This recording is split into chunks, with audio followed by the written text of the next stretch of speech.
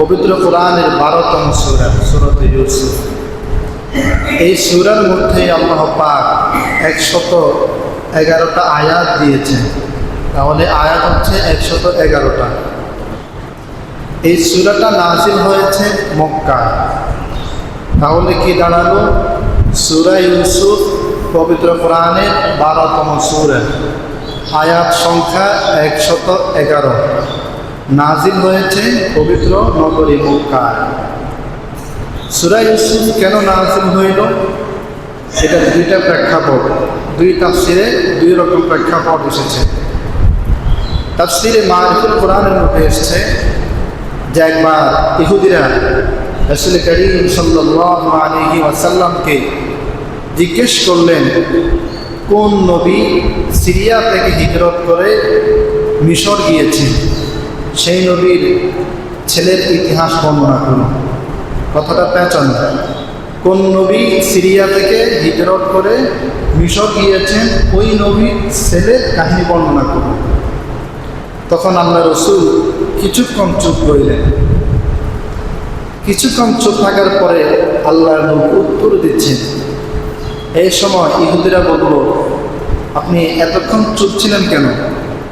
তখন নবীজি বললেন, আমি জানি না, যতক্ষণ না আল্লাহ তাআলা আমাকে জানান। আমি জানতাম না, কিন্তু আল্লাহ পাক জিবরাইল আমিনের মাধ্যমে এই মাত্র সূরা ইউসুফ নাযিল করে তোমাদের প্রশ্নের জবাব দিয়েছেন। সুবহানাল্লাহ। এইগুলো 1 নম্বর প্রেক্ষাপট।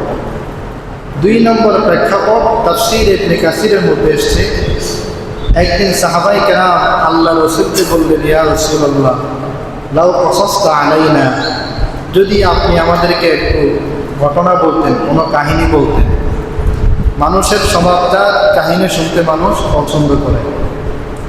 তখন আল্লাহ রাসূলের উপর জিবরাইল আমিন সূরা ইউসুফ নাযিল করে আল্লাহ তাআলা জানায়া দেন সূরা ইউসুফের 4 নম্বর আয়াত থেকে, নাহনু নাকুসু আলাইকা আহসানাল কসস।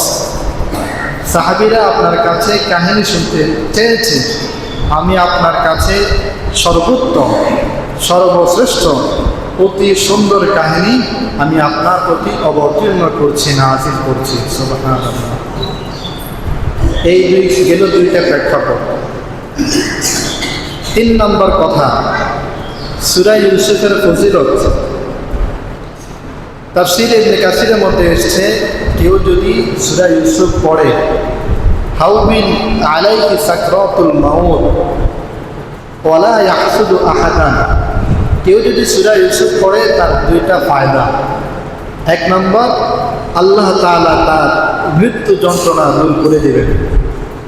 2 নম্বর, তাকে কোনো মানুষ হিংসা করতে পারবে না, এমন অবস্থান আল্লাহ তাআলা তৈরি করে দেবেন। সুবহানাল্লাহ। তাহলে সূরা ইউসুফ পড়লে মৃত্যু যন্ত্রণা দূর হয়। এখান থেকে আমরা এটাও সবক নিতে পারি, যখন কোনো মাইয়িত মৃত্যু শয্যায় শায়িত হয়, তখন আমরা তার সামনে সূরা ইউসুফও পড়তে পারি। মুহতারাম হাজিরিন, এই গেল সূরা ইউসুফ নাযিল হওয়ার প্রেক্ষাপট এবং সূরা ইউসুফের ফজিলত।